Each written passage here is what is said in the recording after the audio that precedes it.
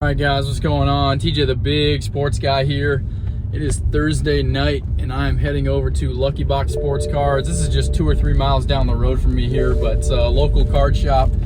You may have seen from an earlier video I did one where they were having a grand opening, so I come by once in a while. I'm not a big wax ripping guy, so I don't rip a ton of boxes or anything, but I have bought a few boxes from here. This is Buddy Wilson's shop. You guys may have seen him. I think he was set up in Dallas. But yeah, so this is a fairly new card shop. It's only been here, 6 months or whatever, less than a year. So it's right down the street. So he's hosting a trade night tonight from 6 to 9. It is now 6:27, so I'm heading down there. Brought with me a backpack of stuff, as you can see here. Got 3 boxes in there. I'll show you more once I get inside there, but I brought 3 SGC boxes. I've got a bunch of slabs, and then I've got some raw stuff as well too. Normally when I go to these trade nights, I don't feel like they've been super successful for me. I never really see anything that I have to have. When I'm trying to make trades, either people don't want what I have, or I don't want what they have, or we can't seem to make the values match up. So I don't know, we'll see. I guess my goal tonight is to make at least a trade. I have bought some things when I've come before, and I've also sold a couple of things when I've come before. So it's good to just kind of see other things that are happening in the local community and get out there and, give it a shot, see what you can find. You never know what people are going to bring either. So, you might come across something really cool that you have to have. And so I brought enough stuff with me that hopefully if I find something like that, I can make it happen. So we'll see, guys. We'll see how it goes. All right, just saw a couple of big timers walk in. So let's check this out here. All right, guys, I'm back. So I just did a deal here with my buddy Nick. We came up with a good one. So show him what you got. He got DK Metcalf. Yeah, DK Metcalf rookie patch out of 50. It's got a pretty sweet patch in there. We got a little bit of a glare, but we got a pretty sweet patch on there. I traded him for the Mac Jones rookie insert that he got out of playoff and a Casey Mize auto. So I appreciate that, man. Thanks for the deal. Yeah. Wasn't sure if we were gonna be able to get anything done, but we actually did a deal this time. Let's go. Well, guys, that was it. So today is Friday morning. Last night was the trade night. Only did one other deal. I did pick up this Josh Allen. This is a 2018 rookie silver. I did pick this up in a trade, actually. I added a little bit of cash with that Mac Jones that I got from the other deal and picked this up. So that was the only other thing that I did. It was actually kind of a slower trade night. Not a ton of people there. There's always a lot of kids. There's a kids trade night that he hosts as well, and there's a ton of kids that turn out. They always come to the regular trade night as well, so it's mostly kids, not as many as adults this time as normal, but that's fine. Still a good time. I did pick up a couple of boxes and ripped myself before I left. Didn't get anything too crazy out of those. Did a little bit of football and 1 baseball box. So yeah, that's a recap on the trade night, guys. Thanks. It's Saturday morning, so we're heading off to the Mooresville, North Carolina card show. I will see you all there. It's from 9 o'clock to 4 o'clock today.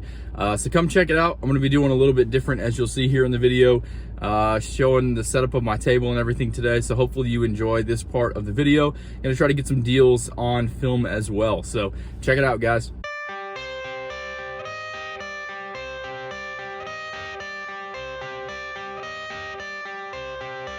I got the cash in the bag, stadium packed. Born a rock star in this life, gon' live it up on the attack. Baby, I'm bad, I just wanna get caught up in this life. I'm crazy, I'm mad, doing no cap. Only God wants, so you better go live it up. Cash in the bag, stadium packed. Baby, I'm bad, yeah. Baby, I'm bad.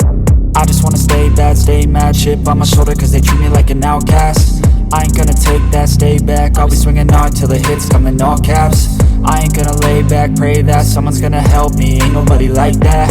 I ain't gonna wait, that's all fact. Give me one shot and I'll never get the throne back.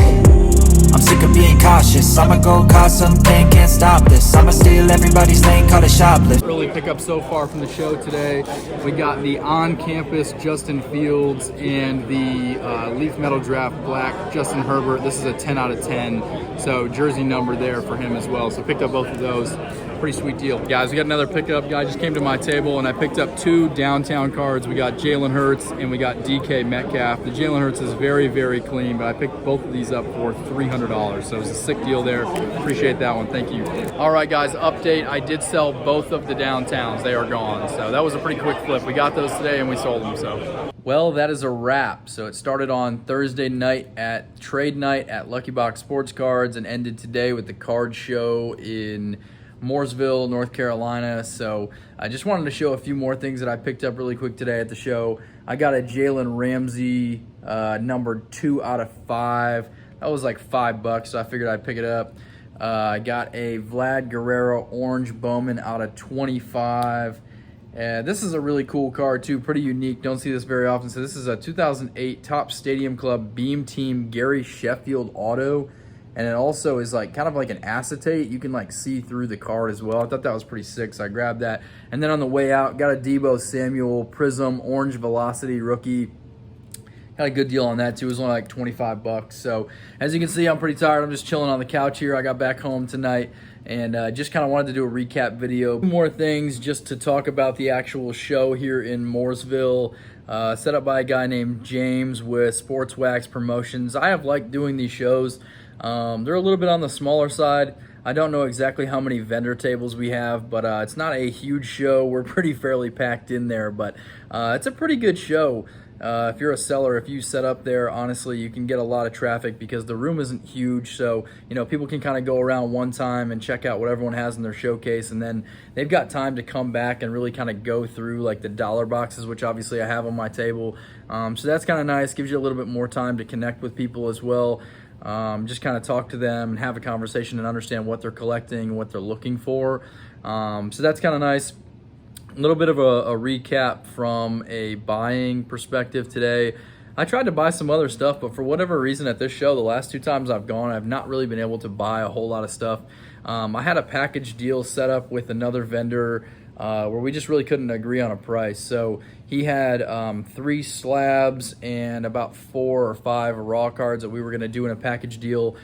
He wanted $350 for them, but when I comped out the slabs based on recent sales, came out to like $260 was going to be my offer. So I offered him that. I told him $260 is kind of where I was at. He didn't even counter to kind of meet in the middle. He said he was going to stay at $350, which I was like, that's fine. I'm just not going to be able to do the deal. And the other thing that was kind of funny with it too is one of the cards was a Kyler Murray on campus that was graded. The most recent comp was like $89 on it, and he was asking like $130 or something on there. And then he told me to look closer at the eBay listing. The $89 one was actually the one that he bought on there. So just keep that in mind when you buy stuff on eBay too, right? Like I've done this where I've gotten good deals. If you make an offer and get it accepted, or you find an auction that's running as a listing and you're able to snag it for a pretty good price because it ends at a weird time or whatever, just keep that in mind. Anytime you buy something on eBay, you're then creating a comp, right? So if you buy something, you get a really good deal on it, you're creating a cheaper price that people are going to show you when they're trying to buy. Now, obviously, like when I comp out cards, that shows whether I'm selling or buying. I try to do an average. So, you know, if there's one that's at 85 and then there's one at 100 and there's one at 125 and, you know, a couple kind of in between, you know, I like to average those things out. So it's not like I have to offer, you know, $75 because there's one comp at 85 and then the rest of them kind of go up from there. You definitely want to look at multiple pieces of information, but for an SGC 10 of that specific card, I think that was really the only comp. It was the only recent comp anyway that I saw. So he kind of shot himself in the foot temporarily until that comp kind of goes away or is an older one or there's other cards that are sold. You know, he bought it for $89. That's what it's going to show on there. He's going to get a lot of offers kind of around that, maybe some below, maybe some above. Again, being another vendor, I do have to resell that to try to make some money. So I'm not going to be able to pay above that and then ask somebody else to pay me even more than that. So I think that was part of kind of where we were off on the difference, which is not a big deal. But for whatever reason, we just weren't able to make that work. Went around and looked through some other value boxes and stuff, but again, didn't see anything that was like a really good value that jumped out to me.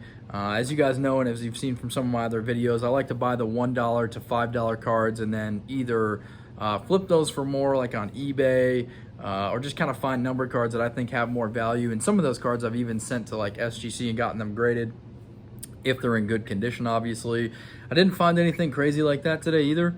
I'm sure there were some deals to be had in there, but I didn't see that. I definitely did. I mean, you guys saw the downtowns in this video. I don't normally buy bigger cards like that either unless, again, it's a really good deal. The guy did give me a good deal for both of those cards, so I jumped at that opportunity because those cards, as you saw, they move very, very quickly. So anytime you can pick up a downtown or a kaboom or an autograph of a good player and you get a fair price on it, you should definitely buy those because they're easy sells or easy flips. You can move those to other collectors that want to keep those, or even if there are guys that like to grade those kinds of cards, they move very, very well. Those two cards too, I mean, he came up to my table, I just said, you know, are you selling anything? He pulled those both out of his pocket. He basically came up with the price. He started a little bit higher and then worked his way down to the price that I didn't even offer him less than what his, you know, bottom dollar price was. I just thought that was a good deal and I took that. So I bought them there, made a little bit of money on that. Nothing crazy, but I made a little bit of money on that deal. But yeah, I mean, just always be on the lookout for those kinds of things, right? If a certain card crosses your path and it's a nice higher end product, or something that's very collectible, like I said, a Downtown or a Kaboom, those things that people are looking for, I mean, by all means, put your money into those things and know that you'll be able to sell them, you know, whether it's on eBay or at the show, in person, whatever. I didn't have those cards for more than 10 or 15 minutes. And they moved. So definitely keep an eye out for that kind of stuff. I wanted to do some more deals too. I actually packed up my table about an hour early from ending the show and then walked around the room today to try to buy some things specifically. That's kind of been my goal when I go to a show. If I take you know, $500 with me to make change or maybe to buy something, if at the end of the show I've got $1,000, so I made $500, I try to take that $500 that I made from my current inventory and reinvest that into new stuff. And I try to spend more money, number one, to help other vendors because obviously they want to move things, but number two, I'm trying to reinvest that in this business and growing this to try to make more money and buy more inventory that I can have for shows. And obviously I do spend some money on my PC too, right? I'm not all about the money. I do like to buy some things and keep them because I think the, you know, long-term value should increase on those things. Or there's just some cool items that I find that I'm like, you know what, I'm just gonna hang on to this because I like it. So yeah, I didn't really find anything that I was gonna throw some money at there at the end of the day. I mean, I wanted to find a bulk deal of some kind for $400, $500, $600, but nothing really kind of jumped out at me, and I didn't see anything that I had to have. That is one thing when I go to these shows that I feel is kind of irritating, right? Is that a lot of people have like the same kind of inventory. They have slabs, and they're slabs of newer basketball players for the most part. And I don't really collect basketball. I'm more of a football, baseball, hockey guy. So I don't really do much with basketball. Also, I look at people's showcases all the time. They probably think I'm crazy because I walk up to the table and I look at their showcase and I kind of scan everything, and then I'm like, all right, thanks. And then I walk away and go to the next table. But I just don't really see anything that catches my eye. I like the numbered stuff, as you've seen. I like the autographs of well-known, well-established Hall of Fame type players, like a Larry Bird, a Magic Johnson, a Michael Jordan, like those kind of guys. Obviously, not everyone's gonna have a Jordan autograph sitting around, but you kind of get the idea, right? Big name autographs, players that I know I can resell and that will move, or that I can just keep and I think their values will go up, like Peyton Manning autographs, John Elway, Dan Marino, any Tom Brady rookies that I see, things like that. I really like to buy those things, especially if I can get a good deal on multiple items, but just didn't see anything like that today, and it's like that sometimes, you know. So I don't know when exactly my next show will be. I think there's one in Charlotte on April 8th, so I'm planning on doing that one. But if anything changes, I will let you know. But appreciate everyone that came out to the show. Definitely connected with some more people this time that either saw me on YouTube or were interested in kind of getting connected via the YouTube, Instagram, that kind of thing. Sold a lot of cards today to some really cool people and had some good conversations. Moved some good cards, picked up some things, listed some new stuff on eBay as well.